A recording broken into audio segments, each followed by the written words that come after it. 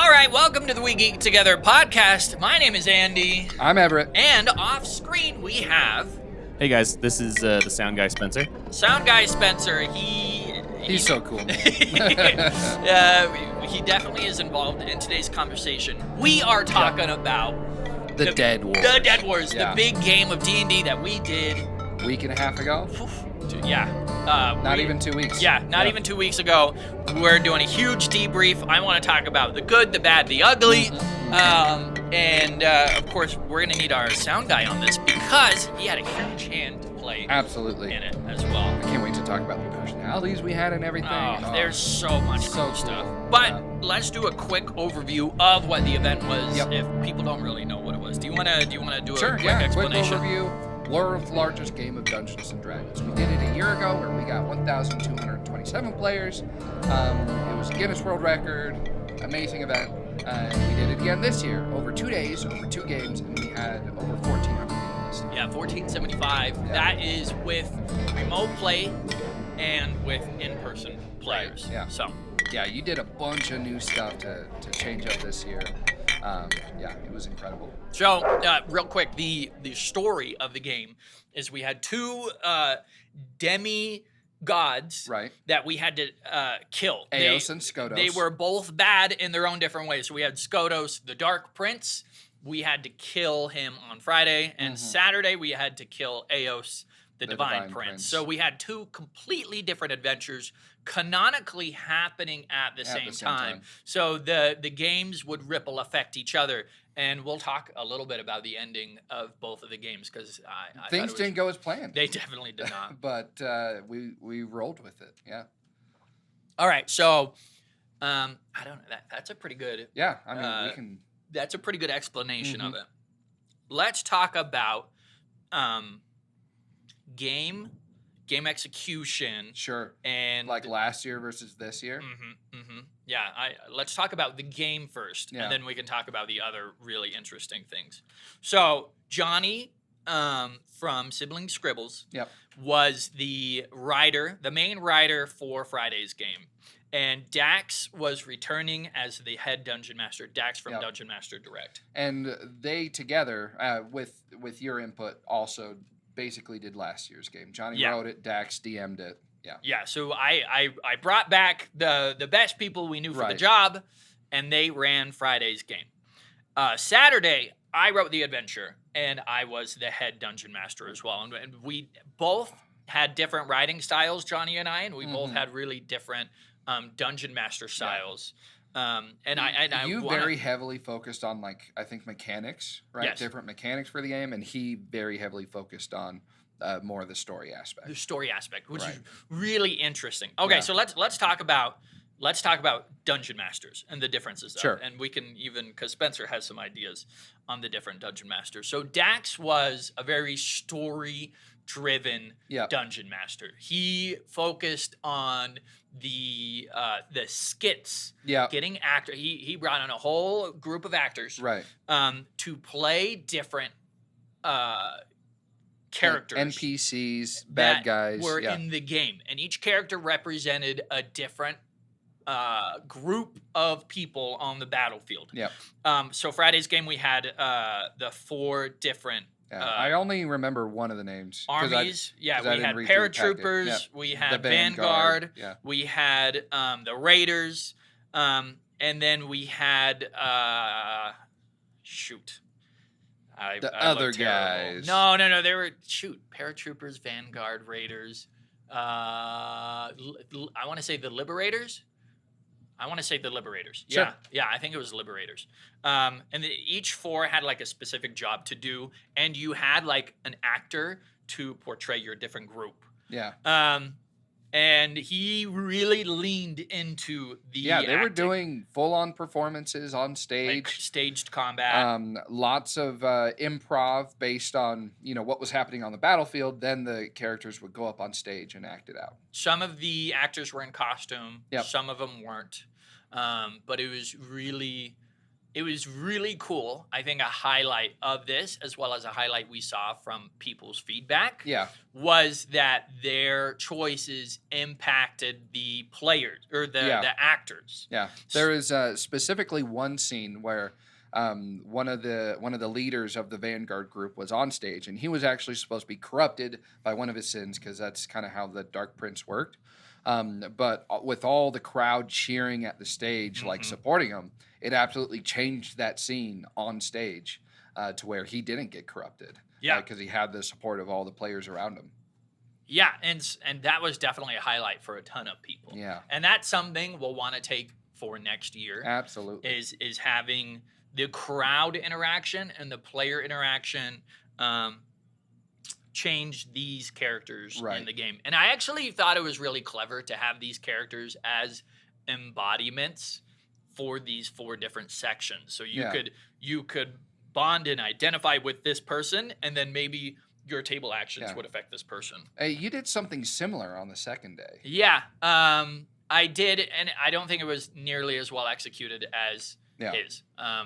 So yeah, Dax, they did a lot of skits. Now, I will say one of the negative feedbacks we received was the skits were too much. Yes. As in, like, they there was took a up too lot much of time. them, and it did, like, anytime one was going on stage, it would halt the progress Everyone at the tables. playing. Yeah. And so a 4-hour game became a 3.5-hour game. Yeah. But the Dungeon Masters wrote 4 hours of gameplay. They were prepared for 4 hours of gameplay. So we lost a half hour of time to the skits. Yeah. Now, I think it's the a skits small are important, thing. You but can adjust that in the writing of the adventure. Yeah. Just making sure that you're giving time for those performances that are going to happen on stage. Or maybe what we do is we pre-record them beforehand. If we were to do it again, like, we can pre-record like 16 different videos, and then when something happens, depending on how the battle changes, when something happens, we could show you it on the could live do that, stream.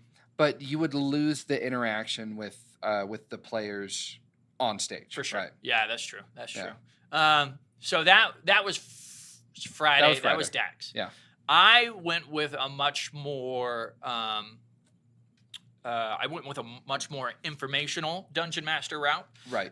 Where my job was to, as the Dungeon Master, facilitate all the gameplay. As you were getting all of the reports from all the tables about how they were succeeding or failing, that was giving you the information to tell the story. Yeah. So Saturday's game, there was, again, kind of like 4 different it wasn't 4 different groups, but there was 4 different main objectives you had to complete. Yep. We had to sink the airship. The airship was terrible because it was killing people really fast. Defend the barracks. Defend the home base. Yep. Attack the enemy's barracks. We had to free prisoners in the enemy's barracks, and then we had to kill VIP targets in the city. We had to, like, assassinate specific targets in the city.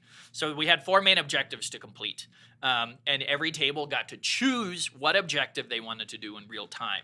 I will say, over the tables that I was generaling at during that section, I feel like that was a highlight of them, because they had to elect a captain from their table, and all the captains of all these tables got to actually meet. So they were interacting with all the tables around them, and that really felt like the commander meeting with the lieutenants to make a battle plan. Like, it really gave that next level of immersion for that during that time of the game. Yeah, and I definitely want to keep table communication where you have to actually work with the other people of the table. Yeah. We're going to do a 4-hour game, so there's a lot to do in the 4-hour game if we're doing skits. We had to stay really on top of timelines to facilitate the game. And that was my job as the Dungeon Master, as I would say, 15 minutes before Act 2. 5 minutes before Act 2. You know, I gave constant warnings throughout the whole thing. Yeah. And then, as an objective got completed, so let's say the airship went down, then I had to update everyone. Hey, the airship has sunk. You guys look into the sky, you see a big fireball. The airship has sunk. Keep on working on the rest of the objectives. And this was both a highlight and a detriment to the game. It was a highlight because real time the game is changing based off of what on players the players' are doing. choices. Absolutely. However, there was a skew in the tables where a lot of tables wanted to do the airship. Yeah. And there was some, I don't want to say bad actors, but there was tables that went too off script and allowed their table to do a bunch of damage to the airship that realistically, if we were playing it like rules as written, would not have been possible. You know, D&D, like people, players, the DMs rule of want it, rule of you cool. know, you could do a lot of fun stuff. Sure. But when it's impacting the experiences of all these other tables, you kind of got to keep that on a leash. It's something. So this is and I'll get to the bad and the ugly. But what happened was a lot of groups who wanted to do the airship or who were doing the airship, they didn't even get to the final stage of the airship. They didn't get to fight or destroy the airship before it was actually already destroyed. Yeah. There was some groups that had gotten done with the airship so fast and they dealt so much damage that the airship sunk. And a lot of groups felt very underwhelmed because it's like, well, we wanted to do the airship and we didn't even get to do half of it. And we didn't have an impact on the army. So we'll get more into the bad and the ugly. But anyway. And then... Anyway, I think we've kind of gotten into the little feedback. Yeah, we got to the bad and the ugly. But I think what we were going to talk about was how you had, for the 4 different objectives, you had embodiments of like those objectives on the stage with our VIPs. Yeah, so we had brought in VIPs, Johnny Stanton, the Duke from One Shot Questers, Rob from Viva La Dirt League, and Jason from Critical Dice, or Jason Plays. We brought them... these are special guests that we brought into this event, and they each got to be over one objective. So the Duke was over defending the barracks, and Johnny was over taking down the airship. Jason was over, I think, the city. What was Robert doing? Rob was freeing the POWs from the barracks. The prisoners of war. Yeah. And so it was cool. We did a small skit with them. Yeah. And I was trying to lean more into the feeling of D&D where you're sitting around the table and you're kind of arguing with people. Yeah. So I didn't focus on doing plays and skits. I instead focused on the aspect of we're playing D&D around a table. What do you guys want to do at the table? Yeah. And so very different styles, but I think they both worked well. Sure. And I'll get Spencer's opinion here in just a bit. Saturday's game, I felt overall was a really good live streamed experience. Yeah. Because not only am I updating information throughout the game, like, hey, Act 2 is going on, hey, the airship is going down, so people can watch. But then after my stage announcements, I would go over to the live stream and I would be like, here's what's going on in the game. Yeah, there was 2 things that made that amazing for the live stream. One, we had like commentators, like sports commentators there to play off each other and to I want to get in. I want to that. get in all to the live stream production in just a bit. But for the game aspect, I don't know, Spencer. What are your thoughts on how the game went? Yeah, so I thought both days had things that they did really strong. I thought that Friday, where Dax was leading a game that was a little bit more theatrical in the form of acting out skits and things like that. Yeah, I thought that was a really, even though it took up a lot of time, it was a fun experience for the people that were here for sure at the mall. And you don't see that in your normal D&D game, so it's a very unique kind of thing. Yeah, and it's a lot of fun. However, like you said, it cut into a lot of time, and also it was less entertaining, I think, for the players on the live, or the viewers rather, on the live stream.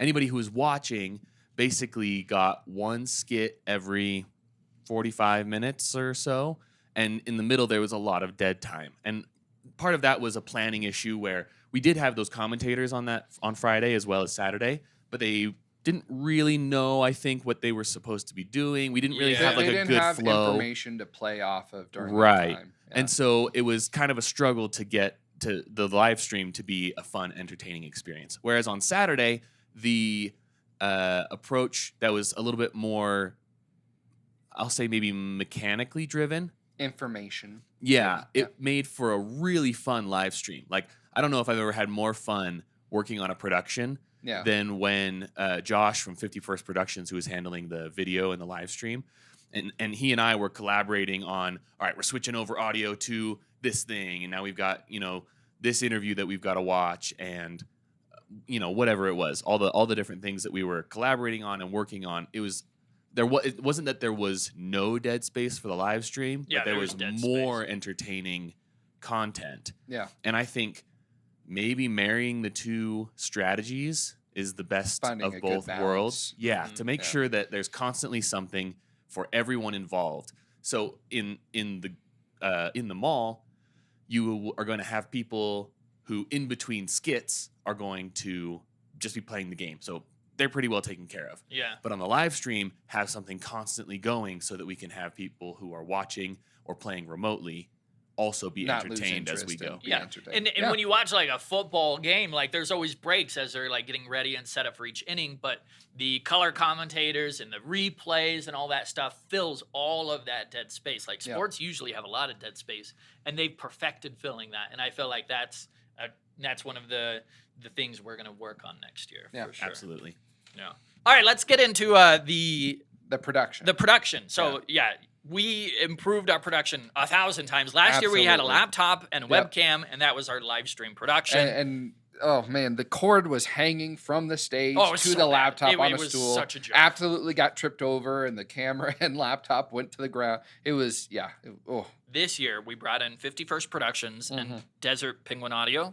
Yes, I did it. Desert Penguin Audio. We brought in these two production teams to cover the event. So we had 4 cameras and 3 camera operators and a guy whose job was to sit in the chair, and he's like, all right, we're cutting to camera 2 in 10 seconds. All right, audio team, we need coverage on this. Like it was so cool so professional. It was so cool. They have all these machines, and like Spencer, you're working on this like sound thing, and like you press a button, and then like all of these things like light up and change, and then you press for another button, and then like shows how much we know about the process, because we're like, man, the blinky dials. Yeah, no, that's exactly what was happening. So that's big. All there was just blinky dials.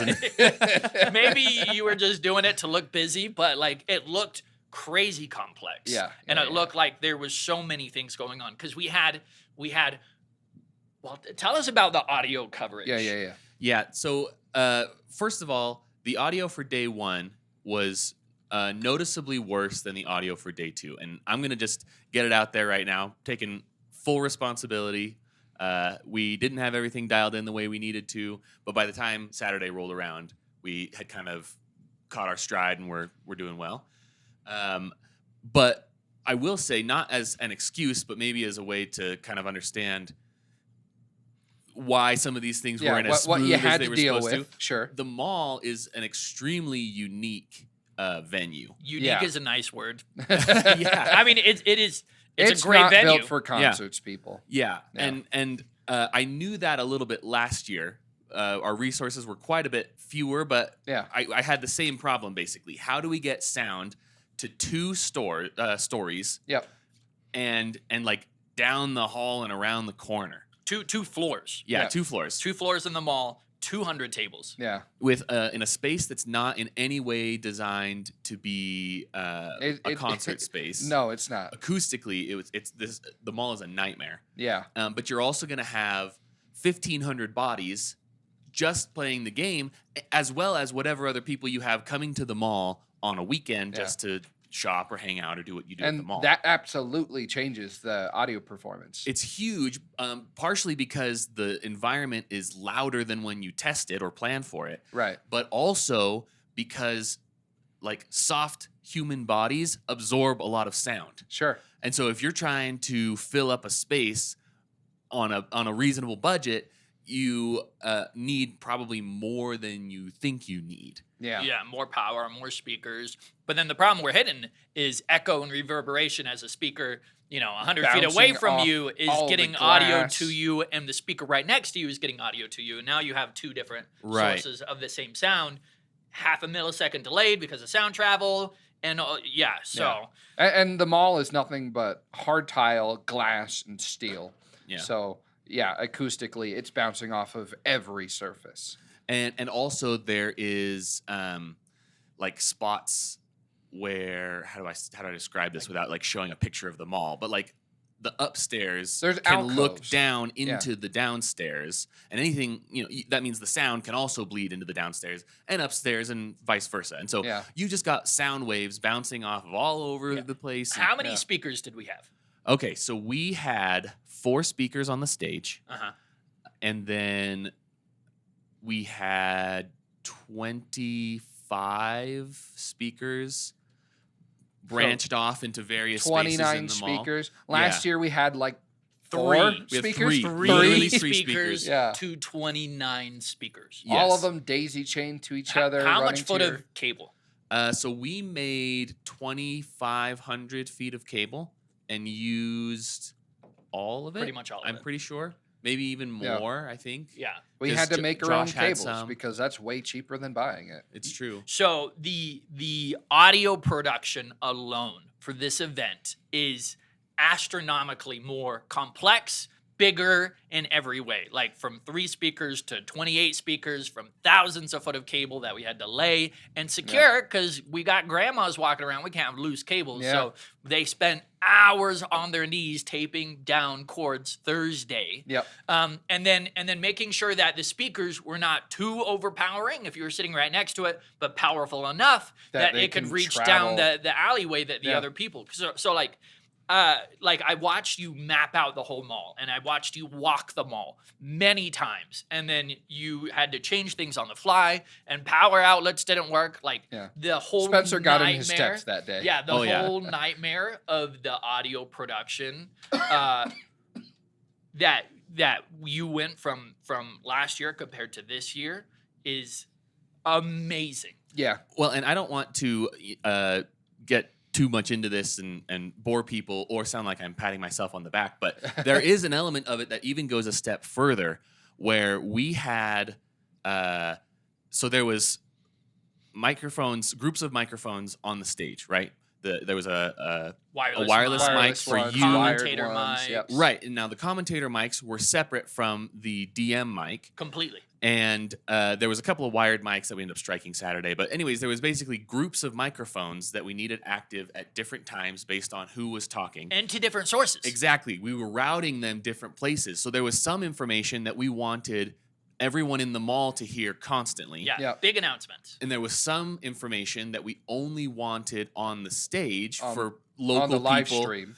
Well, yes. No, just like panels. Oh, yeah, Yes, yeah, things yeah. that we didn't want going through the whole mall, bothering everybody who couldn't physically see what was happening. The stage. Yeah. Yeah. And then the a third thing third was source also was the to the live live stream that you don't want Yeah. people in the mall to And hear then at all. sometimes you wanted a combination of all Exactly. 3 Yeah, of those. Exactly. Yeah, And so 3 different sources, all 3 these different mics. destinations, Yeah. tons of sources. I think Yeah. And we every had combination nine thereof. Nine different inputs because we also had music and sound effects that we had one guy that was his dedicated job all It's just week. music Was and just be in sound. charge of the background music and the sound effects and things like that. I'm so glad we didn't really have to figure any of that out. No, because I could not But have. and again, like just to show how much of a production we took, because we really wanted this to be a production. a production, and so we spent so much money on the equipment. Yeah. Like 4 times what we rented the equipment for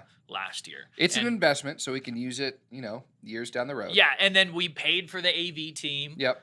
We had to pay for these camera people. We had paid for the sound people. But so a big reason is we actually charged for tickets this year, when last year we didn't. Yeah. And even though it was $15 a ticket, like we're doing everything in our darndest to make sure people are getting the value of the experience. well, and a big part of it was we wanted to put on a production for live streams for people in the mall. Like I want this to be the D&D game of the year. Like I want this to be the Super Bowl for D&D, and that's kind of hubris of me to say, but I truly believe like that's the dream. With some polish and stuff like that, this becomes the Super Bowl for TTRPGs.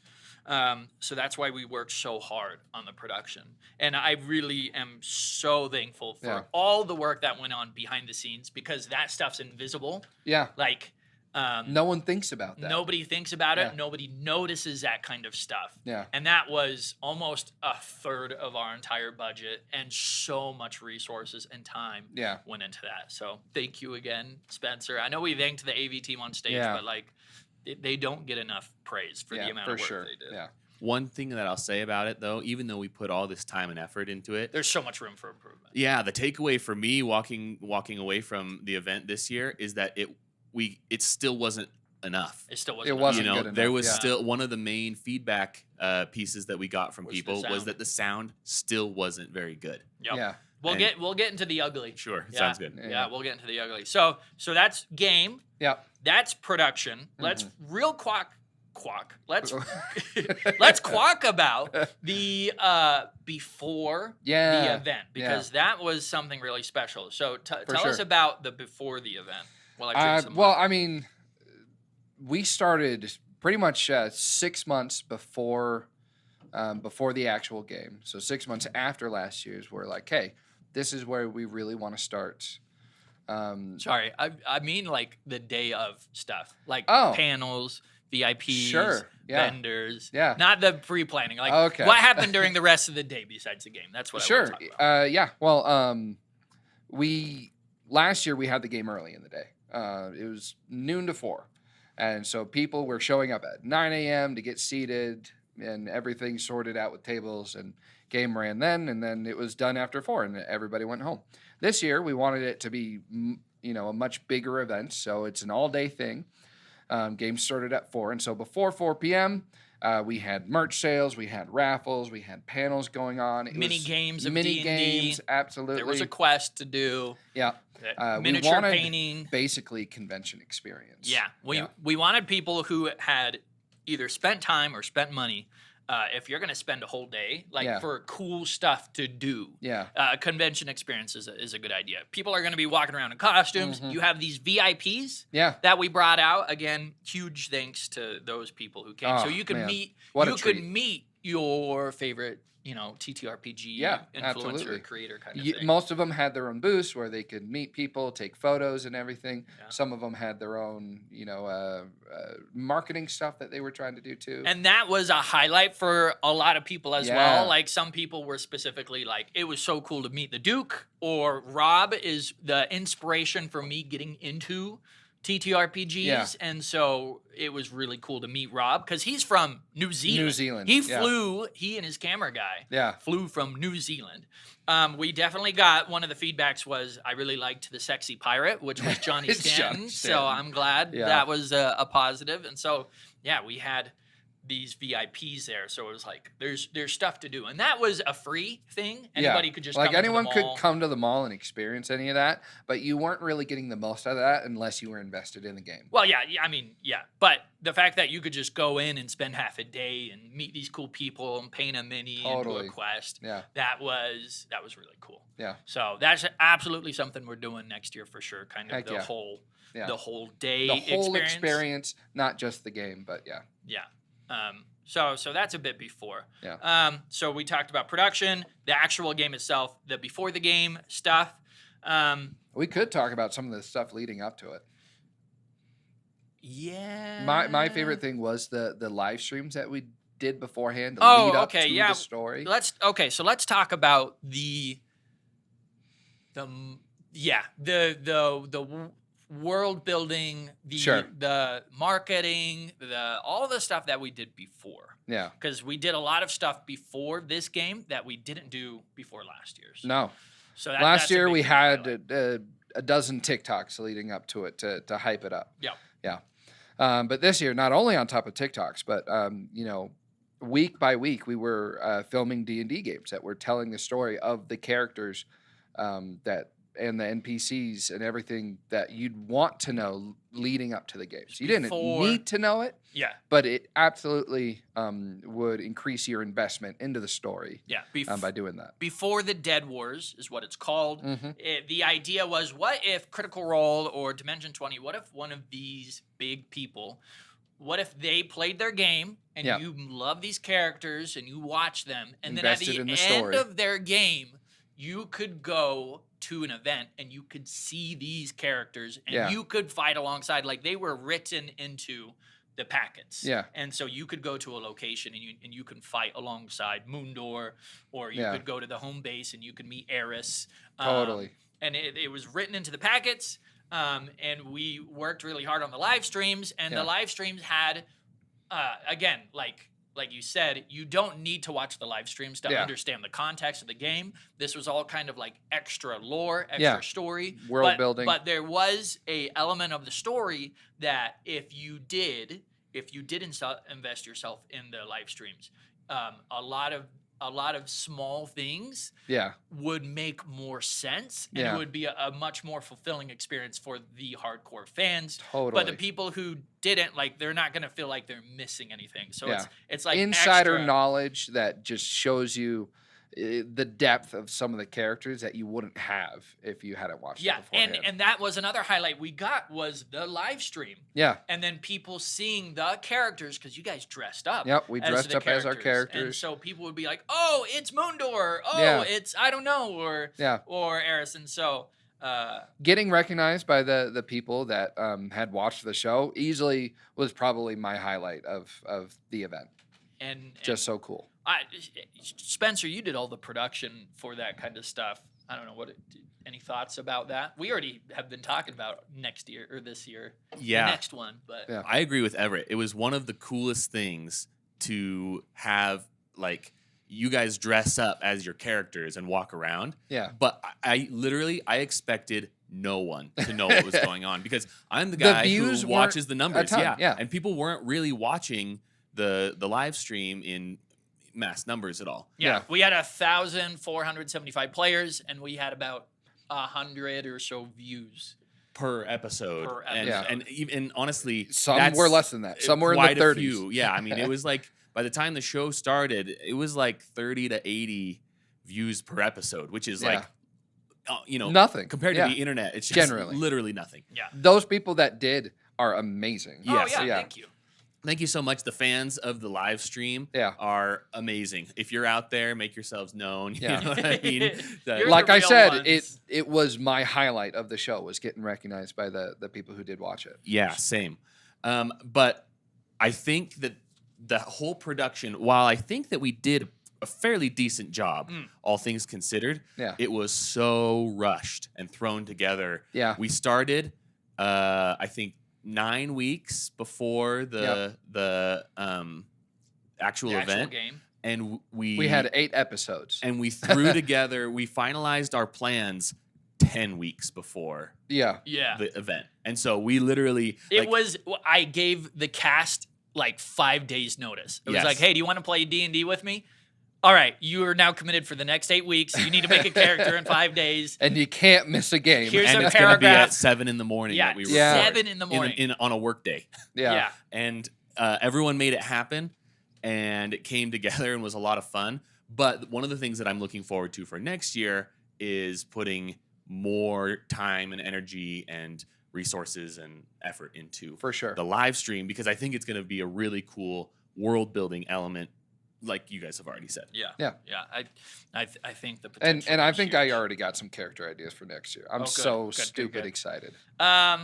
So that was a big thing. Also working with these D&D influencers. Oh yeah. That was a huge thing. What a treat, man. So the first time we did it, we paid Guinness to be out here. Yep. And the nice thing about Guinness is anyone can set a world record. Like, Guinness allows that. However, Guinness charges you for that. Yeah, they're a company. They got to make money. So we paid $21,000 plus to Guinness. And that wasn't including actually getting the judge out there or anything. That was just that's the it's plus an on official $21,000. Guinness World Record for $21,000. We spent a ton of money to bring out Guinness, but at the same time, we were a game store.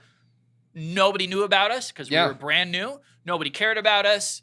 No, it was worth it for the marketing alone. Yeah. So the first year, there's no way we could have got Rob or No, Duke yeah. or Johnny. Like if a game store that just opened up was like, "Hey, we're gonna throw the biggest D&D event," like nobody believed we could, and I didn't believe we could fully. Yeah. Like The Johnny who wrote the game didn't believe you Yeah. could. He was like 250 at most. Yeah. So like the chances of us actually doing what we did last year was very slim, Yeah. but Guinness allowed us to kind of get our name out. So this year, instead of paying the $21,000 Yeah. to Guinness, the hope was maybe we can invest that in a better production. Yep. And Better also production. to pay for these people to come out The to the event. personalities. Yeah. And so that was a huge change. And Yeah. some people were like, it sucks that this is not a world record game. Yeah. Like part of the reason we came last year was to be in a world record. Yeah. And I completely understand. Like that's cool. Yeah. I wanted to be in a world record, but There's also no reason for us to break our record because we already hold it. Like, we'll absolutely get Guinness out here again if someone else breaks the record first, and then we have to retake the title. yeah. But there's just, we would much rather make it a better event overall than just have the name Guinness on it. I don't know. What do you any thoughts on that? No. I agree. I think that the Guinness thing was cool because it was cool. And as I talked to people about this event, they were saying like, oh, are they going to break the record again this year? And what I would tell people was, yes, they are going Yes to and break the no. record, but it's basically 2 games across 2 days Yeah. rather than 1 game all at once. And so, yeah, we got more players this year. Yeah, but Guinness would have not recognized Yeah. it Right. as a breaking the So record. it was kind of funny. Channel 4 News was out here covering the event, and I gave them a 5-minute interview. And one of the questions they asked me, they're like, "So when is Guinness gonna go on stage and announce the stuff?" And I was like, "Well, we didn't bring Guinness out this year. We focused on making it a great event." And I watched like his interest and excitement just like turn off Oh, when he's like, 'cause "Oh, he's like, I'm here to report on a world exactly." record. He's a reporter. But it's not a Guinness World But Record. yeah, as soon as he's like, "Oh," and I don't think they aired my interview after that. They're like, this event sucks. Yeah. They did, yeah, because they didn't put any of us in the No. in the they actual did news. do a 1 to 2 minute thing on TV about it, but they just like got They some threw up players. a rando. Yeah. They threw up a randoms. They didn't put any of the Yeah, but they both interviewed me and our dad. and me. Oh, and you. So Yeah. when they got 3 interviews with us and decided not to air it, maybe out of spite, because it wasn't Guinness They're like, World "Oh, Record." They're we like, came "This out is here, a- man. No Guinness guy." Yeah. Whatever. Trying to leech off our popularity. I didn't say Yeah. that. Please come to next year's game news. Please we need do. the local news. Yeah. Hey, this is only half of the video. We're going to be publishing the next half next week. We've been dealing with a lot of internal sickness, but we are back at it, back to our regular programmed schedule. Thank you.